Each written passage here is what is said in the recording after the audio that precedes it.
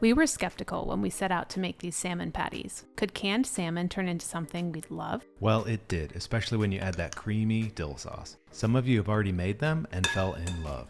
The base is simple: onion, bell pepper, garlic, mayo, egg, mustard, and spices. Stir it all together until smooth, then add in your drained canned salmon. Fold in some panko breadcrumbs and let the mixture chill in the fridge for about 30 minutes. This helps everything firm up a bit and gives us the perfect window to make our creamy dill sauce. Just stir together sour cream, mayo, lemon zest and juice, garlic powder, and lots of fresh dill. Pop it in the fridge to let the flavors mingle while you cook the patties. It's super easy. The mixture will be a little too wet for the skillet, so just form your patties, set them on a lined baking sheet, and bake for 15 minutes. Don't worry, they're supposed to be a little loose.